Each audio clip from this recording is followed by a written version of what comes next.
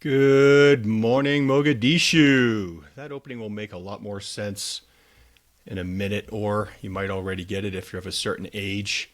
Um, the other day I was talking to that veteran that helped me on the first episode, and in very hushed tones, at the same time, we said, "And for what?" And what we were talking about was the tragedy that happened in D.C., where a couple of National Guardsmen were shot, one of them tragically killed. And just know, before I get going, the bravery, dedication, skill of the soldiers involved in the mission we're about to talk about is assumed. It's incredible. That will never be an issue.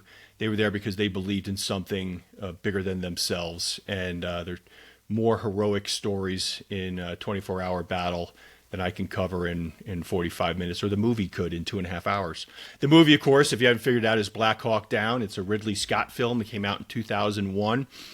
And it looks now like a star-studded cast. It wasn't exactly then. It's kind of interesting, except for Sam Shepard, who plays General Garrison in the movie.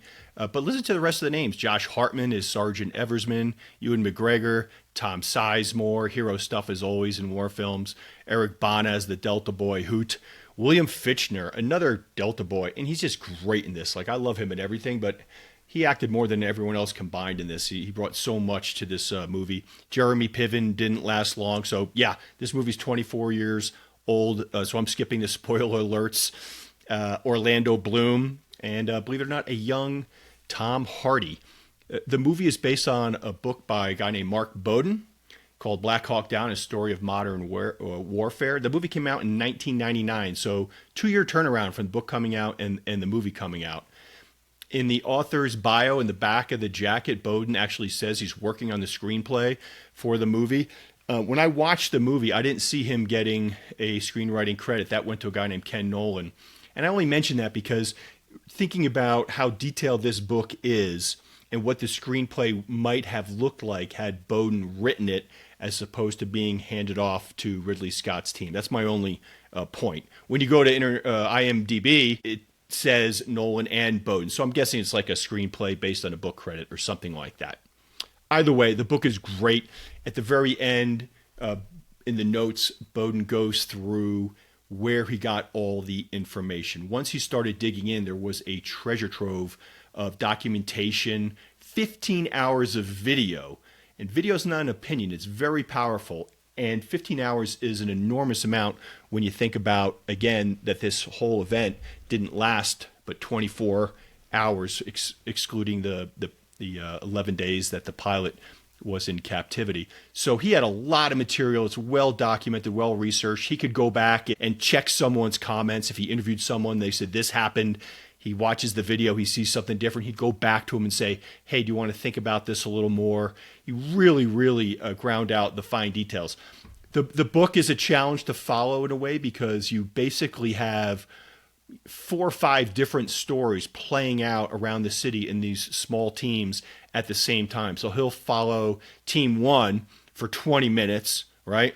And then go back and join team 2 at time 0 and show them for 20 minutes. So you have to kind of keep track in your head what's going on in the bigger picture. But the book is fantastic. I also got to watch a 3 or 4 part docu-series called Surviving Black Hawk Down, also by Ridley Scott. They found 3 or 4 soldiers from that battle that were still around and willing to talk. And that was actually great. It was very helpful to fill in some holes in the story after I'd read the book and watched the movie. So that was valuable. Bowden, by the way, this is a new thing I just figured out. I actually searched on his reaction to the film. So he's the author of the book again. And I looked for his comments. And he gave a lot of credit to the depiction of the small up-close battles, the sheer futility of being outnumbered 10-1. His criticisms were only 2.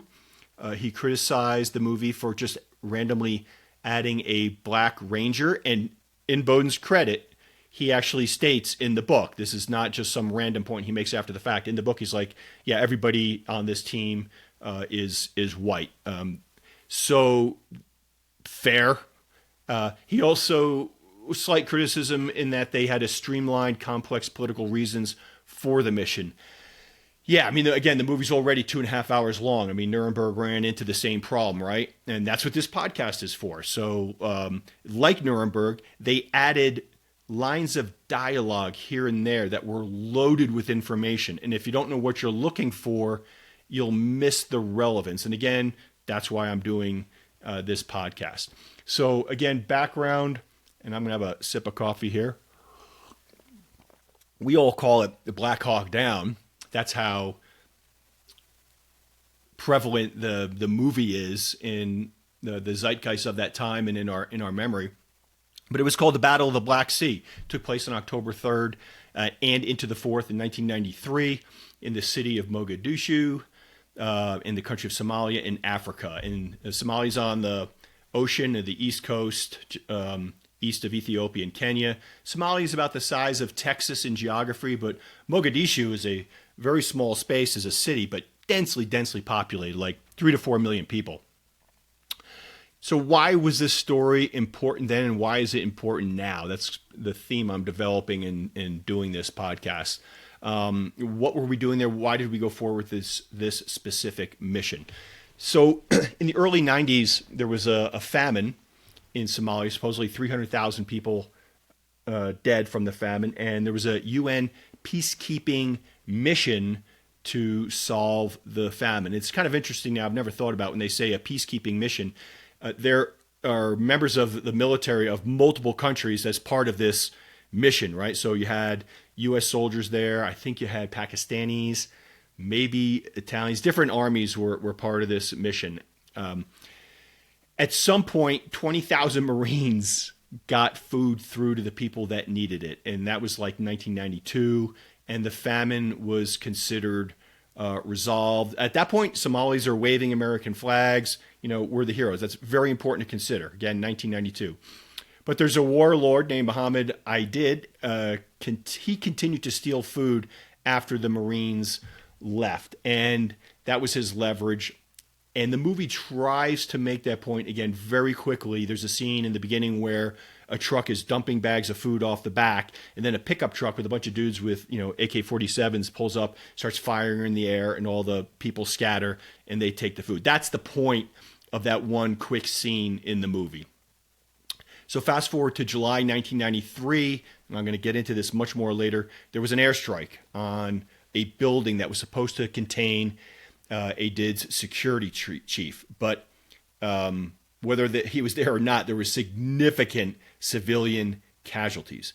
And I think this is probably the biggest point relative to the UN peacekeeping mission where sentiment locally flips 180 degrees, right?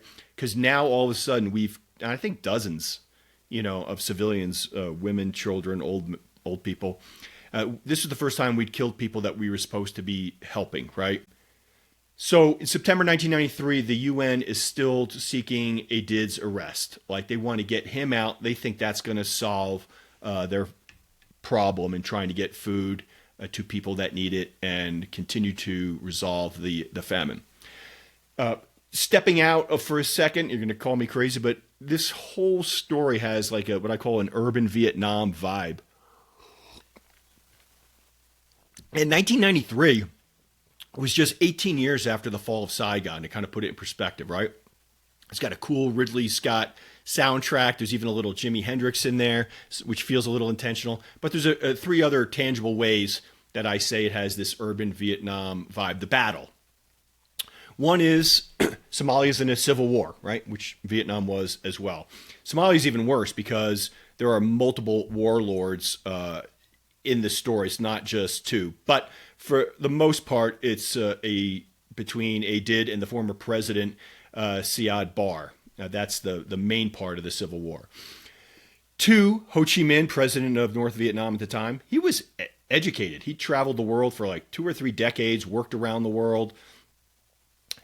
The bad guy not shown in this movie, I've mentioned his name a few times already, in Black Hawk Down, is Mohamed Aidid. And he's the warlord.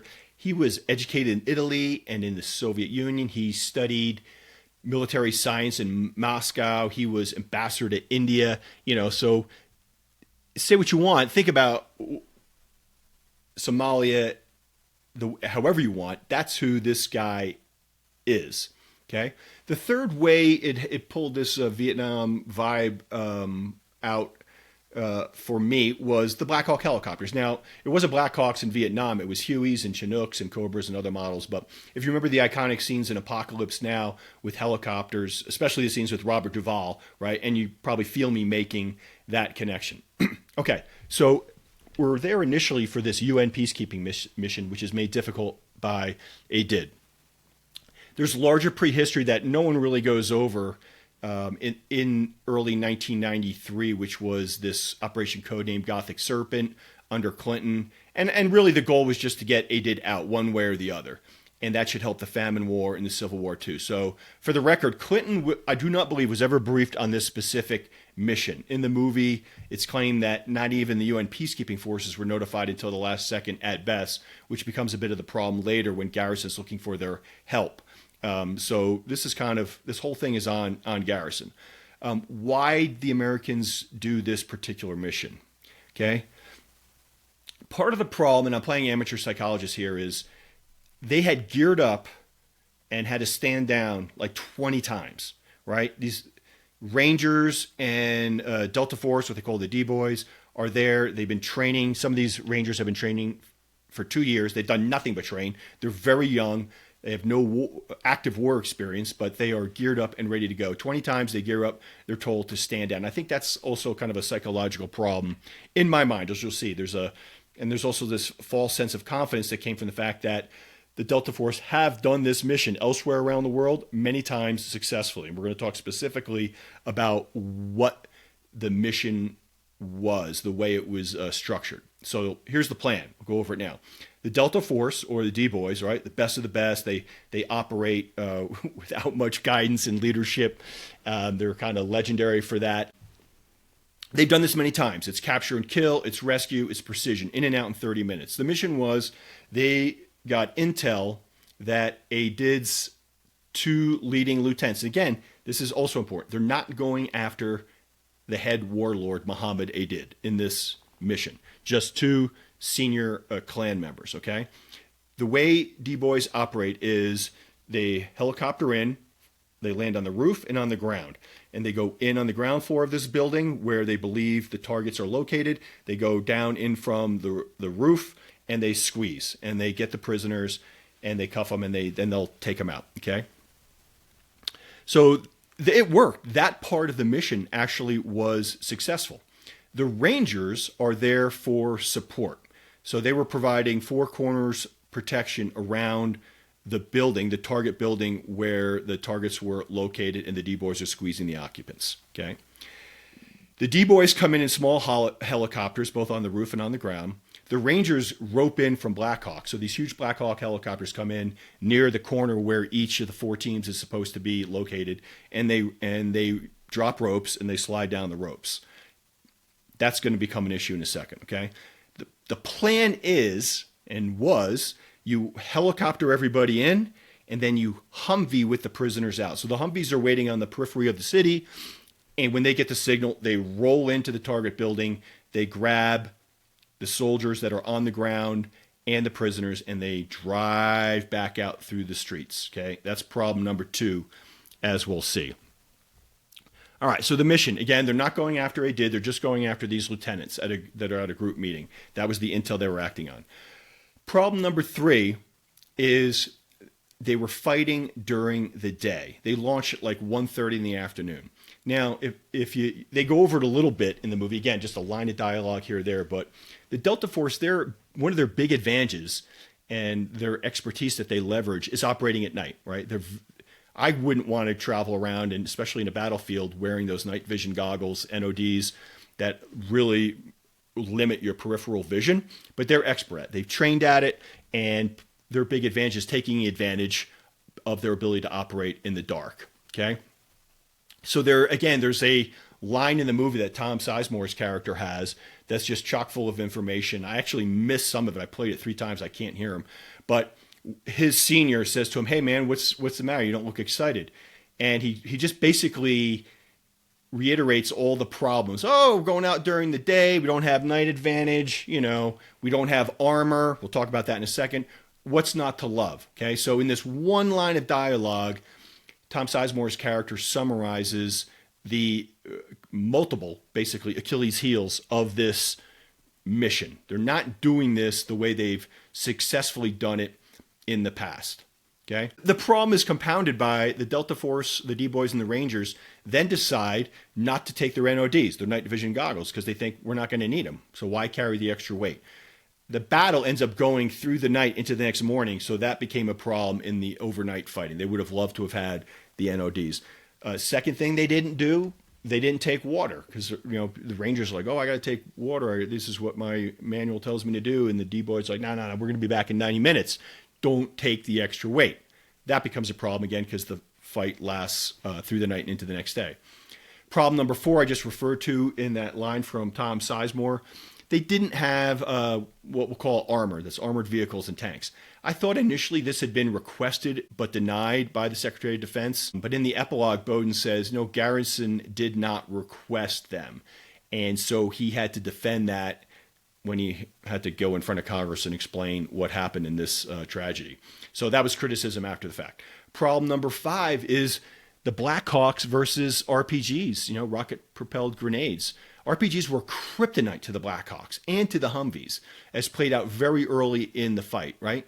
The Blackhawks, they're hovering at most, at some point, this becomes a problem, they were roping in at a greater distance than they trained for, like 70 feet, which is a lot to rope in from, but it's nothing in terms of the distance from the Somali fighters who were pointing RPGs at you, okay? So 2 went down in the movie, but there were 2 or 3 more Blackhawks that got hit but were able to limp out into the safe zone, so you don't really hear much about them. But again, RPGs were just kryptonite to the Blackhawks and the Humvees. All right, so continuing with the mission. As I said, the Delta Force got this right from their perspective. They went to the target building, bottom top squeeze, secured prisoners. Now, on one of the helicopters filled with Rangers that was supposed to be providing Four Corners support, had a guy named Blackburn, played by Orlando Bloom. So they're roping out initially from his helicopter, and he misses the rope. And he falls 70 feet, I think is what they said, that he ended up living, but he was in bad shape. He has no memory of the incident. That he ended up living is actually amazing. And also, okay, so that's a big problem, because now that Ranger team that's supposed to be providing support to the target building has a casualty that they're trying to keep alive and get out. But not the end of the world, because hopefully the Humvees are coming in to get the prisoners. They can extricate Blackburn back to base and get him the medical treatment he deserves. But this is a problem right out of the gate. But what was happening since the helicopters left the hangar initially in the middle of the day was that thousands, at least 1,000, maybe plural, Somalis are preparing for their arrival. Okay, this is the desert. It's during the day. There's nowhere to hide.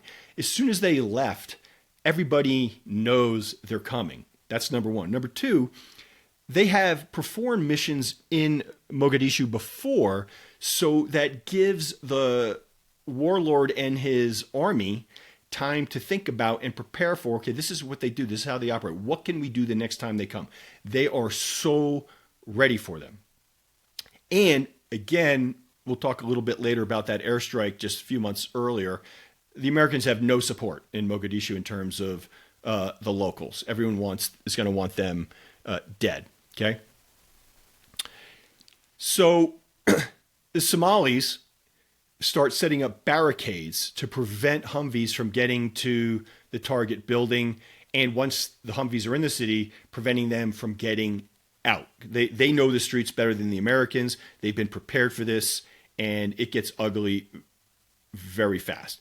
It gets worse because now the Blackhawks are coming in, and so the 4 Blackhawk helicopters that dropped Rangers in for Four Corners support, there's another one that's called 6-1 that was there for air support. So it's talking to the people on the ground.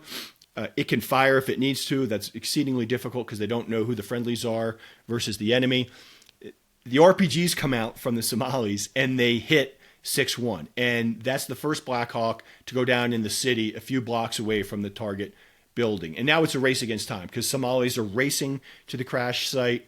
Command is trying to get Rangers to rush to the crash site. So now you've got basically a rescue and recovery mission for the crew of 6-1 Black Hawk, even though we find out the pilots are dead, which they were. It's the Ranger Creed to leave no Ranger behind. This comes up again in the end of the movie. So they're taking enormous risk with their life just to recover the bodies. So 6-1 goes down, and then Black Hawk 6-4 gets called in to replace 6-1 in that air support role, and that gets hit by an RPG. And that one goes down in the city much further away. And this is the more famous of the two crashes because this is the one where the pilot survives. He's taken prisoner by Aidid's army, who technically I think he was originally taken prisoner by some local warlord, and Aidid basically pays ransom and gets him. He has value, right? There are videos made of him. That's a real part of the story. Eventually he gets traded back alive to the U.S. For a peace deal and some prisoner exchange about 11 days later. I'll go over that in a minute. Meanwhile, a Humvee convoy is trying to get out of the city with casualties and prisoners from crash site number 1, and it's a shit show, right? It's insane. It's up close fighting, heavy machine guns, RPGs flying. It's chaos. And there's no way for the Rangers to get to the second downed Black Hawk. They'll be killed. And because of the fire from the ground, Command doesn't want to send in more Black Hawks to bring soldiers in via helicopter because they're going to get shot out of the sky. So it's just an awful situation. The one word to describe the whole day is chaos. So, okay, what did the movie get right that matters? One, as the author commended the filmmakers for, was urban fight and intensity of up close urban fighting in daylight. It was bullets just flying past your head constantly, being outnumbered 10-1, 1,000 Somalis at least. I can't at any point figure out that there were more than 100 troops, American troops, on the ground at any point, right? And at least 1,000 Somalis. But I'm not sure about that, but I've seen numbers thrown around, like of the 99 that were on the ground and things like that. So let's call it 100. And that's kind of crazy too, because at the end of the day, there were 20 fatalities, another 79 injured, many of them like seriously so. So that's a high number. There weren't many people that walked out of there unscathed. The other thing they got right was Command instructing the team to help someone else. And this goes to the point of just how chaotic it was and how many people were injured. So Command is telling one team, Team 3, hey, you've got to get to the second helicopter. You've got to help Team 4. They're trapped. And the leader of Team 3 is like, I have more injured than I have able-bodied soldiers at this point. How do you expect me to do that? That also really happened, okay, that conversation. The other thing, unfortunately, they get right is the graphic nature of injuries. There's a scene where you see just the top half of a body and the bottom half being blown off, fingers being blown off, and soldiers grabbing them and putting them back on or taping them on. There was one situation where an RPG was half inside a guy's body and just didn't explode. All that really happened. And there's some comments that after the fact that no military war movie will be viewed the same way. It'll be this impacted the way all future battle scenes will be shown in cinema. A big thing they got right was the terrible communications, the comms. For instance, there's a helicopter up top with some senior leaders in it, and they're trying to give direction on the ground, so they can literally see the Humvees, and they're trying to give them directions: turn left, turn right, either to get to the target building or to get to a crash site. And the instructions to turn left or turn right are coming through the headphones of the soldiers on the ground, the Humvees, after the Humvee and the convoy has passed the intersection. So they literally end up doing boxes, squares, and having to drive through brutal enemy fire that they just barely survived the first time. So they're nuts on the ground. They're like, you're kidding me? I got to go back through that intersection. We just barely survived that. So that's very tense and very frustrating to watch. But that's exactly, according to the book, how it happened in the fight. The movie talks about some tries to demonstrate some tense moments between the Delta Force boys who are above and beyond. They're legendary. They operate independently. They have no one really to answer to. Tense moments between them and the Rangers on the ground and the Ranger leadership. But they also show some moments of camaraderie between the Delta Force and the Rangers, where the D-Boys are giving tips to the Rangers.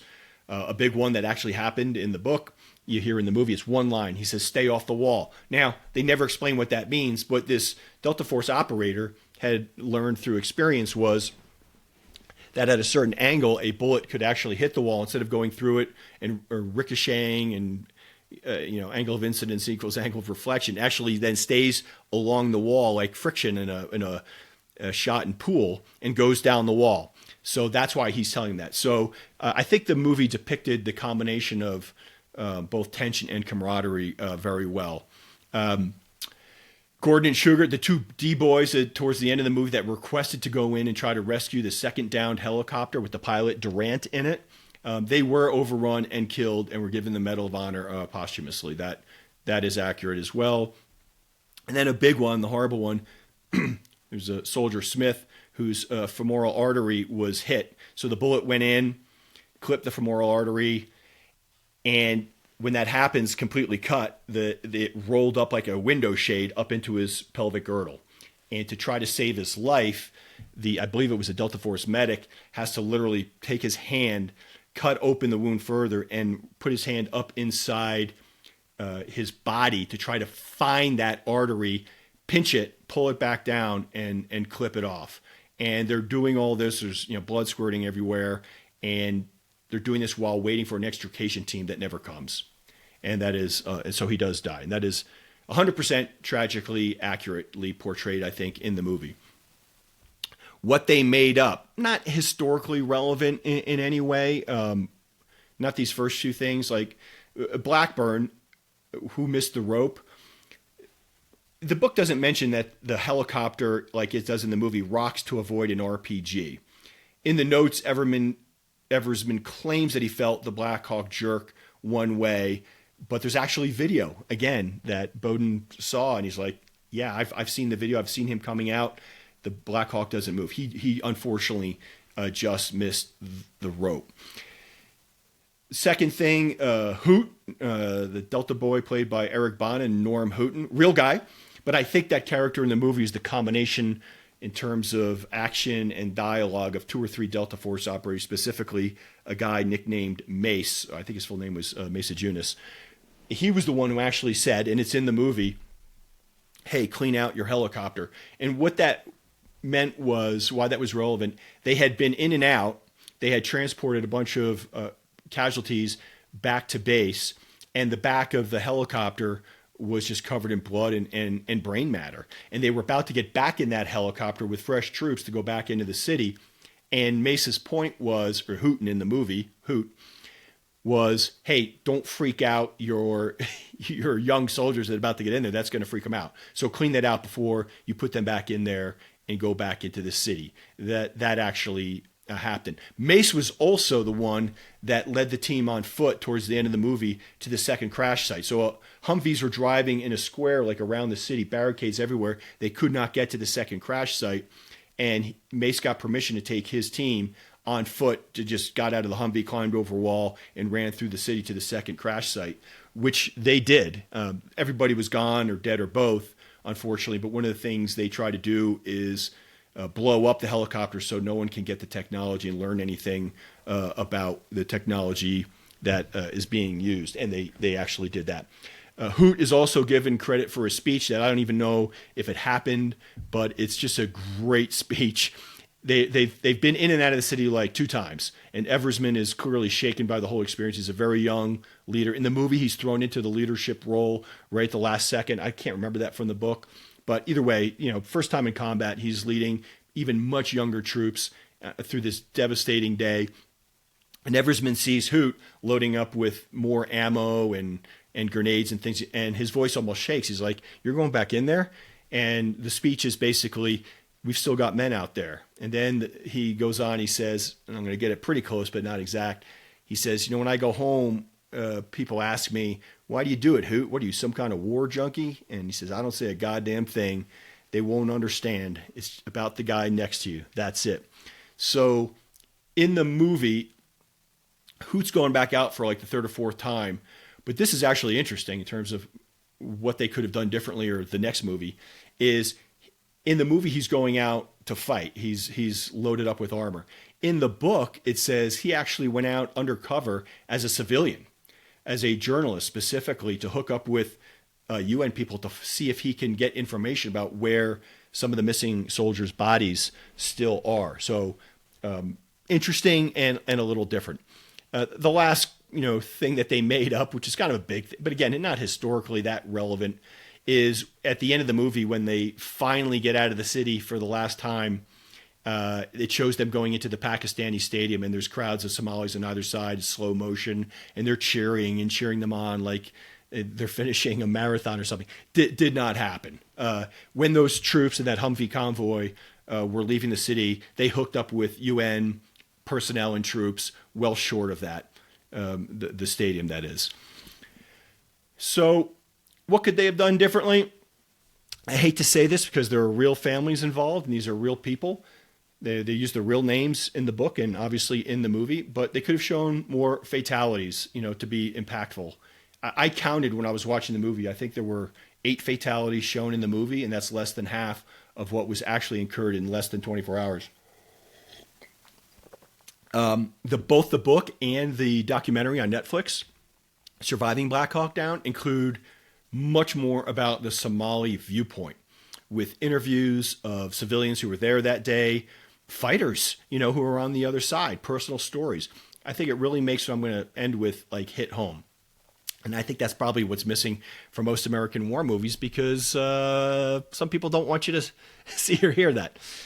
So the epilogue, the pilot of Helicopter 2 that went down, Durant, he survived. He was captured. He was kept a prisoner. I mean, horrible conditions, broken back, broken femur, poking through the skin. I don't know how he didn't go into shock during those 11 days. He did get some treatment once they realized he was currency to negotiate with in a peace deal.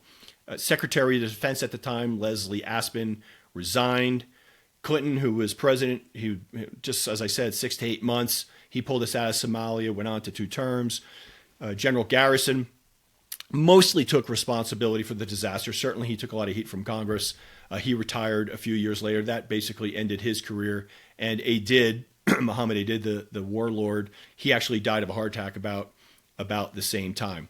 So go back to the beginning. Why is this movie, Matt? Let me get one bugaboo off the charts real quick here. The subtitle of the book, Black Hawk Down, Story of Modern Warfare. I'd love to talk to Bowden about why he says this is modern warfare, because unless he means it ironically, I don't really get it. This is before 9/11. It hadn't happened yet, even when the book came out. So how is it modern warfare? Like, the Somalis are fighting in T-shirts and linen pants and old Russian AK-47s. The Black Hawks were invented in the 70s. In fact, there's a recent story where the Polish military recently canceled orders of Black Hawks because they just didn't see how it served their modern war that they could potentially be facing with Russia invading a border country in Ukraine. So this story in the state of the quote-unquote enemy plays out again in Afghanistan. But before the Battle of the Black Sea, you had Grenada, you had Panama, and you had Desert Storm, Iraq 1, which was Kuwait, Bush 41. Okay, all wars with specious rationales. I apologize. I just jumped from why is this modern warfare into why does this movie matter? So those were all battles with specious rationales, but quote unquote, we were winning those battles. So I guess the losses, the casualties didn't register the same level of outrage as did the ones from Black Hawk Down, okay, where the objective was not achieved. A little bit of history. Grenada was 4 days in 1983, right? Reagan's first term.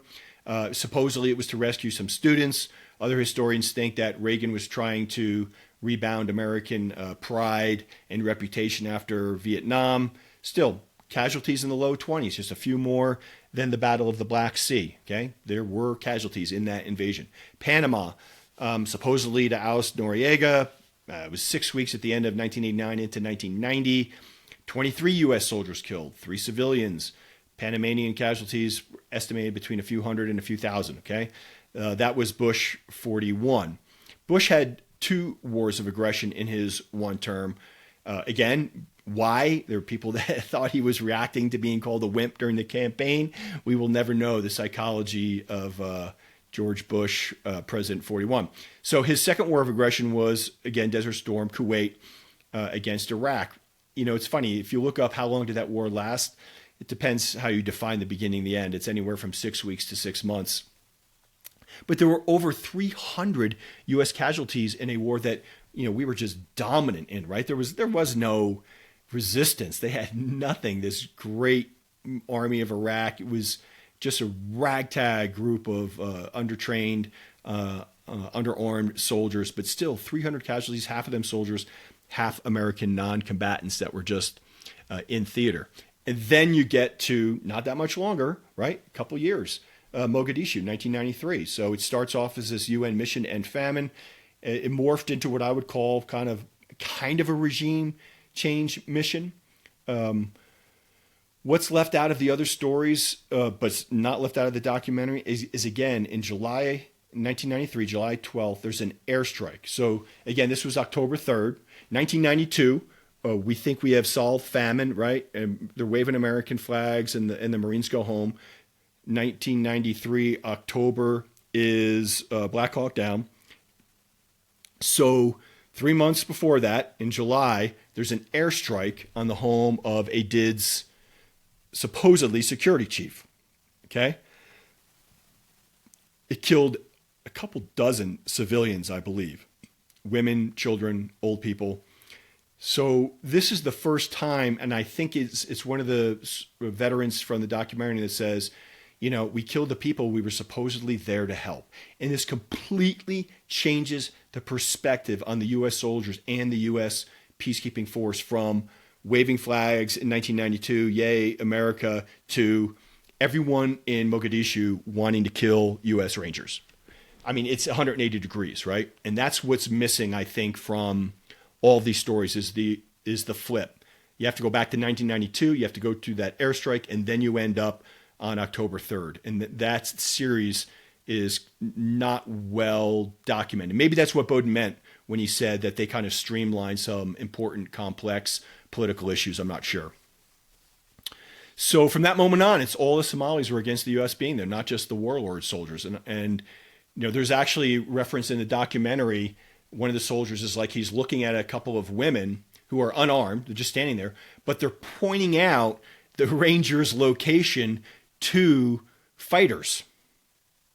They're over there. They're over there. So he's sitting there going, well, they're unarmed. They're not shooting at me, but they're helping it. Do I shoot them? I mean, this is the kind of difficult things that they were going through at the time. And that was a complete change from probably what they expected from a couple years ago, but they didn't grasp the impact of killing all those civilians in that airstrike is just my take.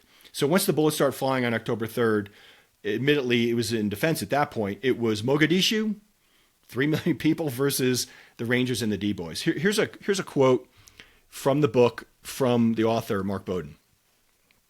It had been easy to believe prior to this day that the Somali warlord, Mohamed Aidid, lacked broad popular support. But this fight had turned into something akin to a popular uprising. It seemed like everybody in the city wanted suddenly to help kill Americans. It was obvious Aidid and his clan had been waiting for the right moment, and this was it. Right? Now, here's another one. It's in the book, but it's from a soldier. Now, 100 other soldiers could feel very, very differently. Okay? This is just one, Sergeant Goodale, and he was stuck in the courtyard with Captain Steele with a bullet wound, but not fatal. He says, okay, I might die here. I'd rather not, but if I do, then that's what is supposed to happen, and there's not a damn thing I can do about it. And he thought about what a terrible thing it was to have turned over responsibility for his life to the U.S. government, and that because of it, he might be breathing his last breath in this shithole back room on this back street dirt floor in Mogadishu, fucking Somalia. He thought about how much he'd wanted to go to war, to see combat, and then he thought about all those great war movies and documentaries he'd seen about battle. He knew he'd never see another one of those films and feel the same way about it. Again, for the record, many of the Rangers that walked away from that battle that were there and walked away non-injured were pissed the mission was called off and after the battle. And the Rangers in the documentary, 30 plus years later, expressed the same sentiment. I was pissed that, we left. So even time didn't really change that sentiment. It's amazing to me, but that's just a fact. So I'm putting Goodale's comments in context. But it's irrefutable. In 1993, for the fourth time in 10 years, okay, 20 fatalities, another 80 casualties, some unimaginably severe. You have to really read the book to appreciate how damaged some of the survivors were. And for what?